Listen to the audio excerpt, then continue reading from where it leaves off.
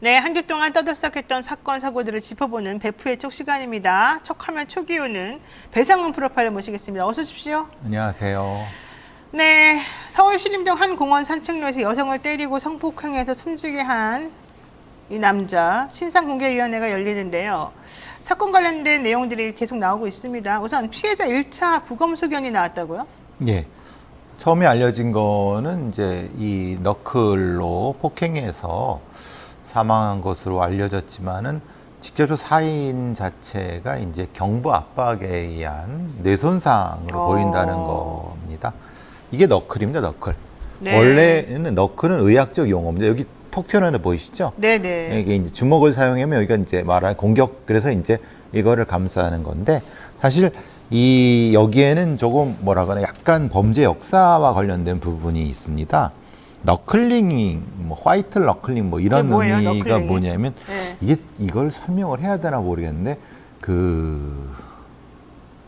이걸로 이제 그 강간하는 방법입니다. 강간하는 방법. 너클링이라는 게 강간하는 방법이에요? 예. 말하자면은 이 1차적으로 정신을 잃게 만든 다음에 의식이 약간 소실되는 상태에서 의식이 희미해져가는 상황을 예, 그래서 목을 조르면서 강간하는 그거를 이제 그런 변태적인 방법 중에 하나예요? 변태적, 가학적이죠. 근데 그거를 이제 미국은 이제 슬랭이 많죠. 특히 이제 시카고의 그 흑인 그 갱들에서는 그런 게 많은데 그 자체를 얘가 이 최 씨가 그걸 재현하려고 한 것 같습니다. 예, 진짜요? 예. 그래서 얘가 지금 그 전에 계속적으로 검색을 했습니다. 그러니까 말하자면 신림동 무슨 사건 성폭행부터 계속 검색을 하면서 성폭행 방법을 계속 검색을 했어요. 근데 이제 얘도 그게 뭔지는 알았을 텐데 정확히 어떻게 했는지는 못 찾은 것 같습니다. 왜냐하면 지금 검색으로는 안 나옵니다. 왜냐하면 이건 일종의 슬랭의 과거의 범죄에 대한 거기 때문에 이제 범죄를 연구하는 사람들은 아는데 그러니까 아마 무슨 아이디어를 가지고 그렇게 한 것 같아요. 근데 순서가 우리 처음에 알려지긴 이거였죠. 지나가는 여성을 너클로 기습을 한 다음에 거기서 이제 그 다음에 성범죄를 하다가 어떻게 했다고 하는데 이게 성립이 안 되는 게 왜냐하면 너클을 끼고 공격을 했는데 그 다음에 성범죄를 한다 이 연결점이 없어요. 근데 이제 그걸 옛날에 수십 년 전에 제가 아까 말씀드린 그 방법을 역으로 보니까 이놈이 실제로는 그렇게 하려고 한 것 같습니다. 그래서 사실은 경찰에서는 그걸 찾으려고 하는 것 같은데, 그러니까 이거는 그 자체가 고의성이 있는 거죠. 그걸 재현하려고 했다고 하면은. 네. 그러니까 지금 사실 엉뚱한 걸 찾고 있는 거죠. 그러니까 이제 이런 거죠. 지금 얘가 이 범인이 말하고자 하는 거는 이거죠. 강간도 미수다. 그리고 사실은 죽인 것도 죽일 생각은 없었다. 네. 고의성 주장을 없었다. 그렇게 하죠. 네. 그 이유가 그거죠. 이게 하나의 통으로의 행동입니다. 그러니까 이거를 경찰이 묻지 않으니까 그냥 각각을 미수고 없었고 우발적이고 이렇게 해버리는 것 같습니다. 어쨌든 이 사람은 인터넷에서 넉 달 전에 이 너클을 사가지고 계속 그 등산로 확인하고 CCTV 있는 점인지 동선 확보하고 주머니에 계속 넣고 다니면서 기회를 엿보고 이제 이런 짓을 했다는 겁니다. CCTV에서 이상한 거 보지 않으셨어요? 애가 좀 약간 좀 뭐라고 하나 이렇게 하죠. 네. 껄렁껄렁하죠. 예. 네. 그게 독특한 행동입니다. 그게. 이 시기에 이 너클을 이용한 범죄의 독특한 행동들입니다. 근데 이 엄마, 그러니까 같이 사는 어머니 얘기를 들어보니까 이 사람은 식구들하고도 얘기를 거의 안 했고, 그다음에 인근 주변에 있는 PC방에 다 회원으로 가입해가지고 게임도 엄청나게 많이 했고, 또 뭐 하루에 5시간, 6시간씩 게임에만 몰두하는 그런 것도 있었었고. 게임이 아니라 게임을 하면서 검색하고 채팅하는 겁니다. 아, 그런 걸 하는 거예요? 우리가 착각하고 있는 게 이런 애들이 게임 중독이라고 착각하는 거는 그건 큰 착오입니다. 게임을 하면서 사실은 게임하는 척해서 채팅이라든가 이 다른 어떤 정보를 찾는 건데 요즘에 이런 애들이 이렇게 합니다. 그러니까 이제 이 정보를 찾는 거가 주가 되는 게 아니에요. 왜냐하면 그렇게 할 수가 없는 상황이기 때문에 그렇습니다. 아니, 그러니까 지난번 신림동 흉기난동 사건 할 때 조선이라는 사람도 게임하는 것처럼 사람을 죽였다 이런 얘기가 나왔고 그렇습니다. 이번에 이 사람에 대해서도 친구나 이런 사람하고의 교류는 거의 없고 그렇죠. 그냥 게임을 즐겨했다 이런 얘기가 계속 나오니까 그래서 이제 오해가 되는 건 게임 중독한테 저기 죄를 물는다 이게 아닙니다. 게임 중독이기 때문에 범죄가 아니라 그 과정에서 하는 행동 자체를 찾아야 되는 겁니다. 네. 자, 어쨌든 경찰에서 그래서 사이코패스 검사도 하겠다 뭐 이렇게 얘기를 했는데 이 사람 그럼 사이코패스예요? 그거하고는 상관없습니다. 그것도 상관없어요. 사이코패스 여부는 이거하고 관련이 없습니다. 왜냐하면 이게 이 80년도 후반에 미국의 범죄를 연구하는 사람들이 사이코패스 개념이 나온 다음에 뒤에 사이코패스 개념이 최상위 개념이라고 생각을 했지만은 실제로 그 다음에 설정한 것이 슈퍼프레데터라고 하는 사이코패스를 잡아먹는 사이코패스라고 하는 슈퍼프레데터 개념이 사실은 프레데터, 이거보다 프레데터, 네. 이거보다 더 상위가 돼야 된다라고. 왜냐면 이거는 이제 사이코패스 개념을 상정하면은 이게 정신질환과 연결이 돼버립니다. 그래서 사이코패스라는 개념은 사실 조심스럽게 해야 되기 때문에 그렇습니다. 그러니까 그거를 점수가 나와도 높게 나와도 낮게 나와도 사실 그거는 범죄성하고는 상관이 없는 거예요. 네. 자, 그런데 이번에도 충격적으로 지금 밝혀진 게 관악구 국민의힘 소속 의원, 네. 구의원이죠. 최모 의원. 예. 여성 안심 기각기 필요 없는 거 아니냐 이러면서 그 예산 7,400만 원을 전부 다 삭감하면서 자기가 저렇게 화면 보시는 것처럼 예. 아주 자랑스럽게 나 이거 전에 삭감했습니다. 여성 안심 기각기이 뭐가 필요합니까? 이랬었단 말이죠. 최인호 씨네요. 자, 이 사람 기본적으로 자화자찬하고 잘난 척하고 막 그랬었는데 이번 사건 벌어지는 거 보면서 이거 말이 안 된다 이런 얘기 지금 나오거든요. 그렇죠. 여성 안심 기각기라는 게 정말 필요 없는 거였나요? 아니죠. 이게 왜냐하면 이것은 네. 그 취약 공간을 방어하는 개념으로서 네. 주로 그 공간을 여성이 이용을 하지만은 여성이 아닌 다른 소수자들도 이용할 수밖에 없는 공간입니다. 그러니까 그것을 없애게 되면은 범죄자들한테 신호를 줍니다. 아, 신호를 주죠. 여기는 이거 자체를 없앴구나라고. 그래서 이제 어떻게 됐습니까? 네. 예, 지금 최인호? 예, 네. 아니. 범인 범인 최씨. 최가 예, 뭘 예. 찾았습니까? CCTV 없는 거 찾았잖아요. 그렇죠. 이것이 신호를 그런 전 범죄 예비군이라고 부르는데 범죄 예비군들한테 바로 신호를 주는 겁니다.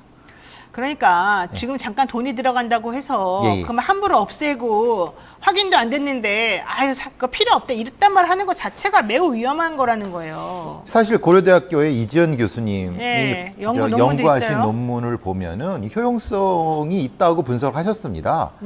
과학적으로 분석하신 걸 기반으로 경찰과 지자체에서 구축하는 부분에 대해서 그 과학 좋아하시잖아요. 네. 그쪽 당에서는. 그러면은 아니 이런 과학적인 걸 가지고 분석해서 그거 근거로 해야지.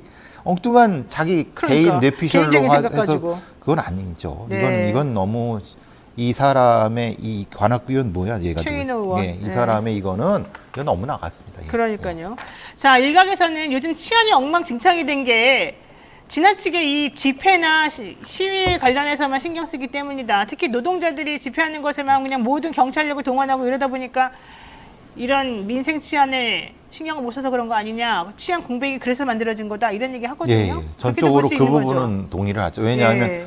어제 오늘 뭐 건폭 5,000명 잡았다고 발표를 하고 그랬습니다. 그거 뭐 말도 안 되는 소리를 하는데 네. 이게 수시로 동원되고 그러니까 예를 들면 이런 겁니다. 형사과라든가 지구대의 인력들이 어떤 뭐 이런 경비 같은 데에 수시로 동원됩니다. 그러니까 민생 치안이 구멍이 뻥뻥 뚫릴 수밖에 없습니다. 그거를 성과를 이쪽 잡는 걸로 성과를 특진을 해버리니까 이런 네. 문제가 생기는 거죠. 특진을 그런 걸로 가지고 해요? 그렇죠. 왜냐하면 주로 이제 경비경찰 차출해 갖고 그쪽으로 해버리니까 그리고 뭐 건폭 잡고 뭐 잡아라 이렇게 해버리면 사실 특진을 그쪽으로 주는 거 아닙니까? 그렇죠. 그러면 뭐 당연히 이 사람들이 어디에 중점을 사실 두겠습니까? 뭐 도둑 잡는 것보다 그런 거 하면 그럼요. 그런 거 그냥 쉽게 잡히죠. 솔직히 말하면 쉽게 할 수 있죠. 훨씬 더 예. 딱 눈에 띄게 크게 행사를 하니까. 그러니까 실제로 이제 그 지역에서 여성들이 이게 위험하다고 민원 들어오고 그러면 거기 하나 가보는 것보다 사실은 여기서 이거 하나 해주는 게 더 자기한테 유리하면 당연히 이쪽으로 가겠죠. 그러니까요. 예. 자, 어쨌든 상식적으로 납득할 수 없는 이상한 범죄들이 지금 계속해서 일어나고 있고 이거를 해결할 수 있는 치안이 지금 공백 상태인 것으로 보이는 상황에서 사형 집행해야 된다는 여론이 지금 들끓고 있고 저는 옛날부터 계속 사형 집행론자였는데 전문가들은 그래도 사형은 신중해야 된다 이런 얘기를 해요. 어떻게 보세요? 현실적인 문제가 있죠. 왜냐하면 뭐 아시다시피 사형을 실질적으로 집행하고 그러면은 분명히 유럽연합과 통상 마찰이 벌어질 겁니다. 국익에 분명히 문제가 생길 겁니다. 네. 물론 이제 저도 제한적인 형태의 사형제에 대한 검토는 분명히 있어야 된다고 보지만은 이걸 지금 이것 때문에 지금 이걸 해야 된다라고 하는 건 아닙니다.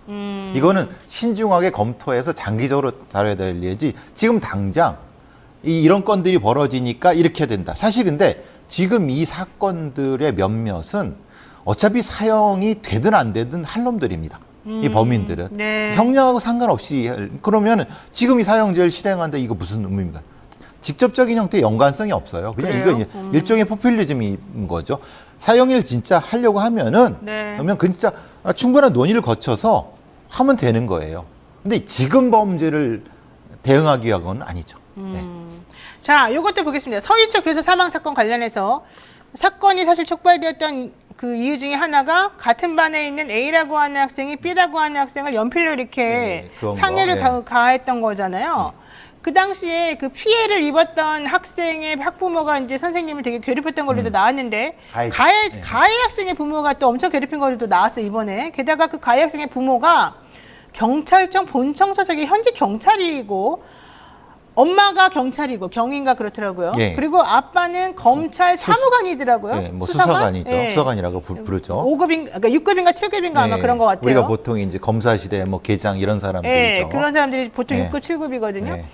자, 이제 그러니까 엄마랑 아빠가 그런 사람들인데 이 사건이 터지고 나니까 엄마가 와서 선생님한테 먼저 가서 면담을 해가지고 막 쭈룩쭈룩 얘기를 했고 그 다음날 또 아버지가 와가지고 또 이제 이 건과 네. 관련해서 이 선생님하고 면담을 하면서 여러 가지로 압력이 좀 행사된 거 아니냐. 돌아가신 분이 상당히 압박을 느꼈다. 그러니까 양쪽에서 아주 난리가 났었던 것 같은데. 결국 그것 때문인지 모르지만은 경찰에서는 서초경찰서죠. 네, 조사하면서 혐의 없다. 혐의 없고. 근데 이제 혐의 없는 게 아니라 사실은 전화를 하고 이렇게 했는데 어떻게 그 혐의가 없을 수 있느냐. 그렇죠. 그러면 이게 뭔가 너무 빠른 결론을 내린 거 아니냐. 현직 경찰이라고 하죠.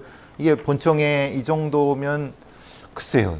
이 정도라고 하면은 적어도 경찰이 신중을 기했어야 된다. 이게 흔히 말하는 같은 밥그릇 먹는 사람인데 그거를 이렇게 처리하면 국민들이 의구심을 갖죠. 근데 이 사건이 특히 문제가 됐던 거는 뭐냐면 그 지금 경찰서에서 조사를 하잖아요. 네, 그렇죠. 근데 그러니까 이 선생님이 그러니까 왜 그런 선택을 했는지를 이제 확인하는 과정에서 그렇죠.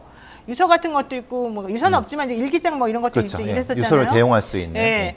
그랬더니 그때 이 선생님의 유족들이 좀 철저히 조사해달라. 그리고 이거는 분명히 이 괴롭힘이 있었다. 이런 얘기를 했는데 그거는 상관없는 것 같고 개인적으로 선생님이 힘들어서 그랬던 거 아니냐. 이런 쪽으로 결론을 그냥 아주 딱 내려버리는 듯한 그런 제스처를 취했다는 거예요. 그건 매우 부적절하죠. 그거는 아니 지금 그때는 선택을 하셨는데 그 전체적으로 맥락상 이분의 돌아가신 것이 어떻게 연결되는가 그걸 찾으라고 지금 수사가 되는 건데 그렇죠. 이건 아니야. 저건 아니야. 자기네가 그냥 딱 정해버리고. 그럼 왜 수사를 하죠? 아니 그리고 가해 학생의 부모는 선생님한테 먼저 전화하거나 영향 영역을 행사한 게 없어. 딱 먼저 그냥 결론을 내버려요. 근데 이미 전화를 했잖아요. 그러니까 근데 그게 아니라는 게 밝혀졌잖아요. 그러니까. 거짓말이라는 게. 거짓말이죠. 그러니까 그걸 발표한 그 서초경찰서의 그 간부는 왜 거짓말을 한 거죠? 그러니까요. 이게 사건 발생 한 달 정도 된 8월 14일 날 학부모 4명을 조사했지만 연필 사건 학부모가 먼저 해당 교사에게 전화를 건 사실은 없다. 확인되지 않았다. 종합적으로 봤을 때 범죄 혐의는 없다. 이렇게 말했으나 그게 아니었다. 선생님의 개인 휴대전화로 2차례 전화를 한 사실도 나왔고 이러다 보니까 수사 중에 서둘러서 혐의 없음이라고 나오는 것 자체가 말이 안 되는 거 아니냐. 아이고 이건 이딴 식으로 수사할 거면 그냥 검찰로 다 넘기라고 하세요. 이게 수사입니까? 이게 뭡니까? 이거 지금 자기 식구 이렇게 감싸주게 하는 당연히 그런 겁니까? 감싸는 거죠. 이건 말도 안 되는 거지. 서초경찰서 애들이 예전부터 좀 많이 이상해요. 그래요? 자, 이러면 이 선생님 이거 혹시라도 순직으로 될 수 있어요? 이 서희초 선생님. 아마 순직위원회가 아마 열린다는 것 열리게 같은데. 되죠. 근데 전체적으로 이제 맥락을 봐야 되겠죠. 네. 과거의 사례로 봐서는 네. 가능성이 없진 않은데. 그래요? 예, 예. 오. 이런 경우도 이제 예전에는 있었기 때문에, 그러니까 막 그냥 지금 형태로만 뭐 극단 선택이라고 해서 꼭 순직이 아니라는 그런 거 아니거든요. 아, 전체 그래요? 맥락에서 업무상 스트레스로 인해서 받아들일 수도 있는데 전적으로 그건 그 위원회에서 결정할 부분이지만은 분명히 받을 가능성이 있다고 봅니다. 그래요? 예. 그러면 처음에 우리가 얘기했던 그 신림동 등산로 그 강간 살인 사건. 네, 네. 그거는 사실 그 선생님 같은 경우는 출근 학교에 중이잖아요. 출근하려고 그랬잖아요. 예, 그러니까 그건 그러면은 애초에 잘못 알려진 순직으로? 것은 그래서 네. 애초에 잘못 알려진 등산이 것은 아니라 산책이 아니라? 그죠. 왜 놀러 가려고 그랬냐 그게 아니라 뭐 연수를 받기 위해서 출근하셨기 때문에 당연히 출근 중에 우리가 회식하는 과정에서도 돌아가시면 순직인데 출근 중이면 왜 순직이 아니겠습니까? 그렇죠. 이제 그래서 핵심은 그 등산로나 이렇게 그 길이 통상적인 그 길로 사용되느냐 학교까지 가는 이제 근데 이런 게 조금 통상적으로 핵심이 가신 되긴 것 하죠. 같습니다. 그 길로 예전에도 많은 분들이? 예, 아니 그분도 예전에 그쪽으로 출근하신 것 같습니다. 그러니까 통상적으로 하셨던 거니까 그거는 뭐 받아들일 것 같습니다.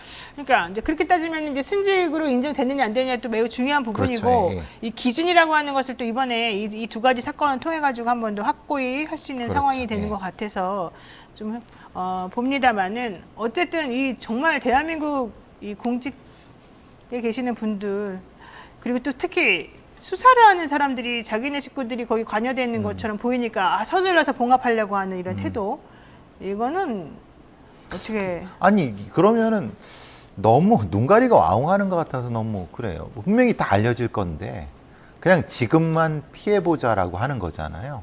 아니 그런 얕은 수를 써갖고 국민을 속이려고 하면은 그러니까요. 되겠습니까? 네. 자, 지금 보시면은 우리가 지금 두 가지 사건을 얘기했습니다. 결국 맥락이 한 가지로 통일이 되는 거예요. 예, 이제 보니까 두 분 다 사실은 선생님들이네, 피해자들이. 선생님이시죠. 예, 예. 특히 여성 피해자들. 그렇죠. 그리고 계획적이고 아주 악질적이고. 그렇죠. 그리고 거기에 그 가해자들이 몸담고 있는 조직이 또 힘을 가지고 그 사람들을 또 괴롭히는 형태가 돼버리고. 참 이걸 뭐 어떻게 해야지 되는지 요즘에 선생님들도 그렇고 선생님뿐만이 아니라 이 사회가 지금 도대체 어떻게 돌아가는 건지 진짜 너무 안타깝고 속상한 부분이 너무 많습니다. 일단 경찰에서는요 이 서희초 선생님 사건에 대해서는 최종 발표 아니었다. 네. 앞으로 계속 조사해서 정확하게 가리겠다 이런 입장을 지금 얘기를 하고 있으니까 좀 더 지켜는 보겠습니다만 지금까지 태도를 보아서는 좀 믿음직스럽지는 않다. 이런 얘기 좀 해볼 수 있을 것 그럼 같고요. 중간 발표를 하신 건가요? 그럼 이제 와서는 중간 발표라고 이제 주장하는 중간 거죠. 발표가 문제라고 틀렸다는 하니까. 거죠. 자인하는 거네요, 그럼. 근데 보세요. 아버지가 검찰 사무관이고 엄마는 경찰이에요. 얼마나 선생님이 압박감을 느끼겠어요? 2년 차밖에 안 된 선생님 입장에서. 사실은. 그러니까요. 너무나도 안타깝습니다. 네. 네. 자, 우리가 진짜 이런 여러 가지 정말 우픈 이 상황을 어떻게 헤쳐나가야 될지 참 가슴이 먹먹해지는 그런 상황입니다. 오늘은 여기까지 말씀 드려야 될 것 같습니다. 고맙습니다. 감사합니다.